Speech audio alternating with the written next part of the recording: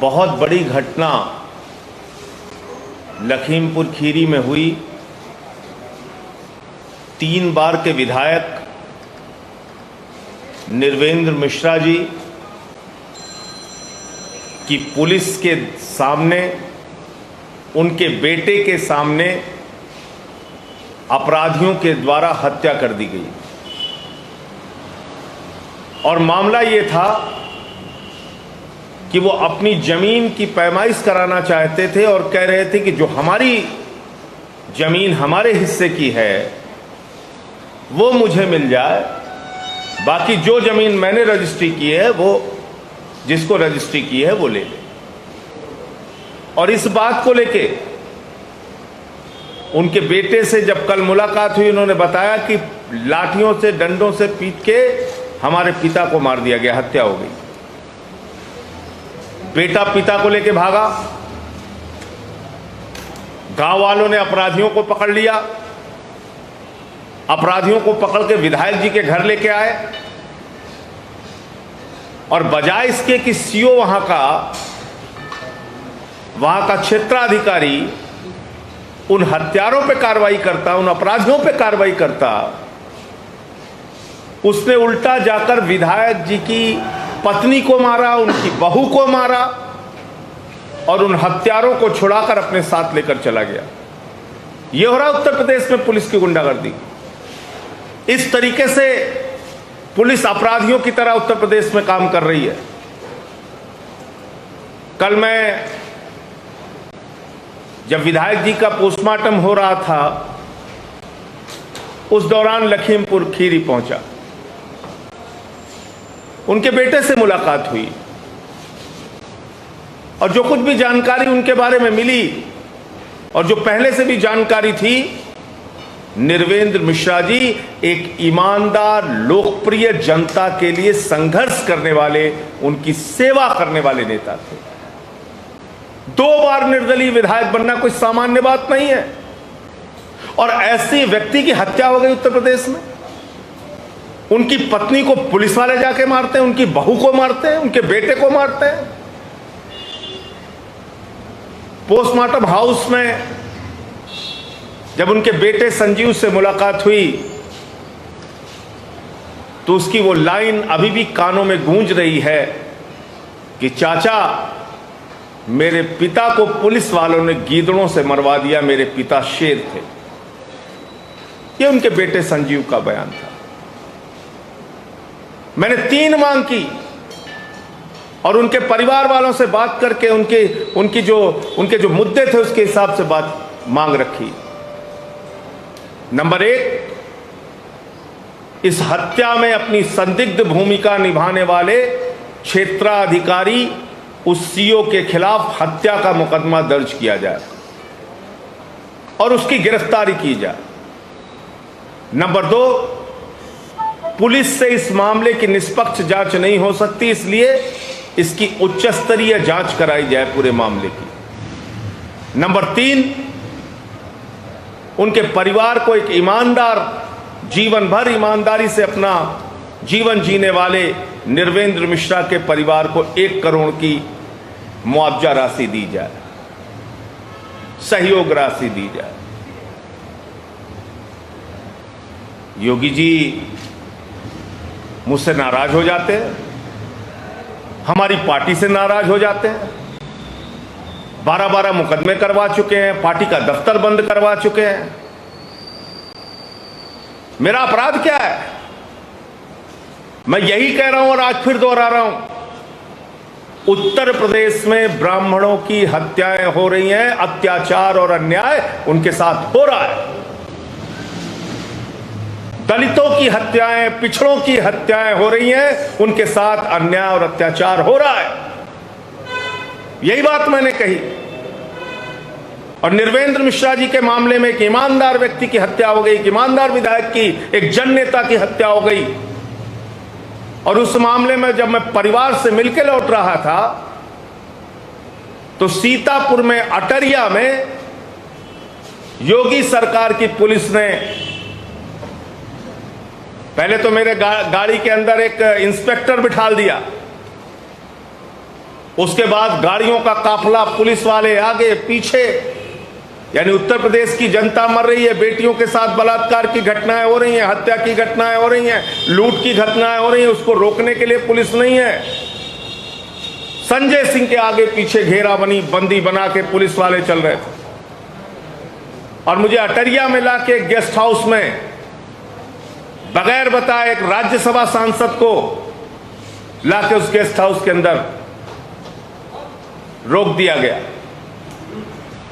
और वहां पे नागेंद्र प्रताप सिंह, एक एसपी रूरल था, जो एडिशनल एसपी रैंक का अधिकारी था, वो उससे मिला तो मुझसे नमस्कार करके कहता है, संजय सिंह जी, मेरा नाम नागेंद्र प्रताप सिंह है, मैं एडिशनल एसपी हूं, और बाय द वे मैं भी ठाकुर हूं।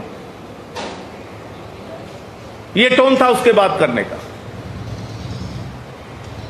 और उसके बाद एक कमरे में बिठा दिया गया, डिटेन किया गया इलीगल तरीके से। चलो यहां तक बात समझ में आती है, लेकिन मेरा सवाल यह है कि किस कारण से मुझे डिटेन किया गया, किस कारण से मुझे वहां रोका गया। मेरे घर पे पुलिस भेज दी गई, मेरी पत्नी के फोन नंबर पे पुलिस वाले ने फोन किया, शराब पी के दरोगा घर पहुंच गया, उसने कहा संजय सिंह जी कहां है, बुलाइए। योगी जी, माफिया जगत में भी माफियाओं के भी कुछ नियम होते हैं कि एक दूसरे के परिवार के खिलाफ कोई कार्रवाई नहीं करते, लेकिन तुम्हारी मानसिकता का स्तर और तुम्हारी सरकार का स्तर माफियाओं से भी ज्यादा गिरा हुआ है नीचे।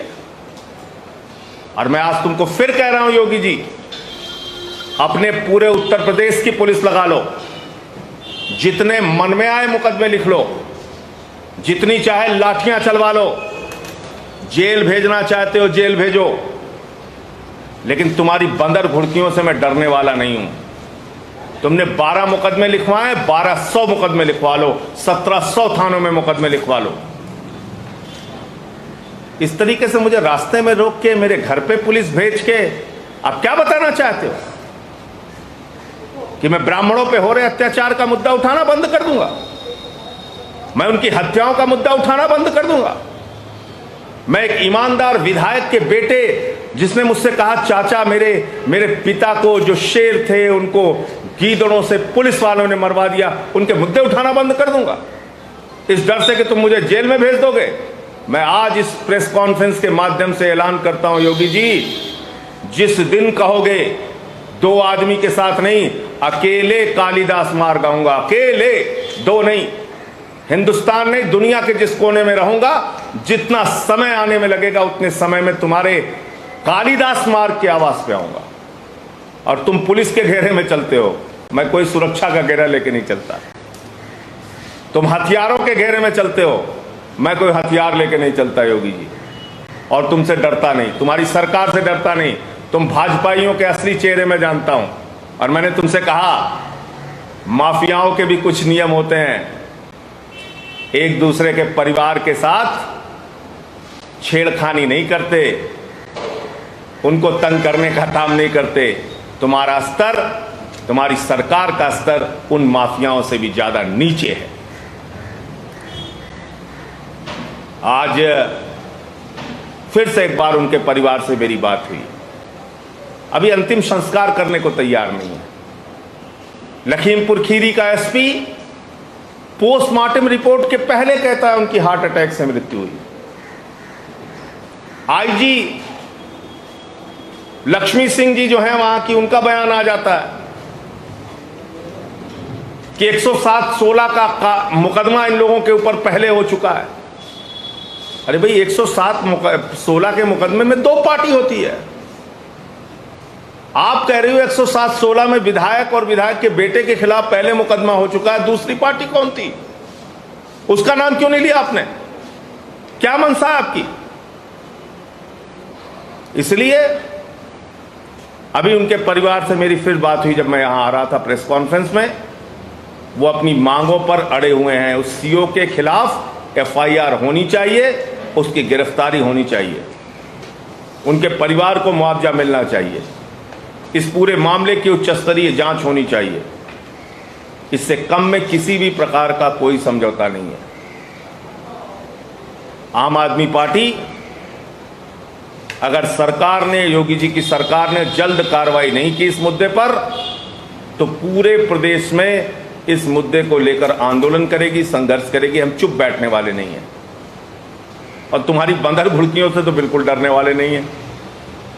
कल मुझे हंसी आ रही थी, तुमने इलीगल तरीके से मुझे डिटेन किया।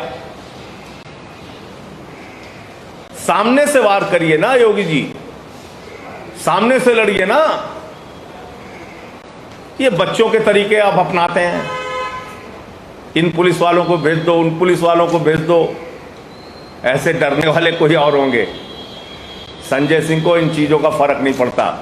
और मैं तुमसे कह रहा हूं योगी जी, जिस दिन बोलोगे अकेले आऊंगा तुम्हारे कालिदास मार्ग के मकान में, 2 आदमी लेके नहीं आऊंगा, और ना मैं सुरक्षा घेरा लेके चलता हूं। नेशनल दस्तक की आपसे गुजारिश है कि अगर इसको बचाना चाहते हैं तो नेशनल दस्तक को सब्सक्राइब करने के लिए रेड कलर के सब्सक्राइब बटन को दबाएं, फिर बेल आइकन की घंटी दबाएं। नेशनल दस्तक को बचाने के लिए बहुत जरूरी है कि हर खबर को शेयर करें, लाइक करें, कमेंट जरूर करें।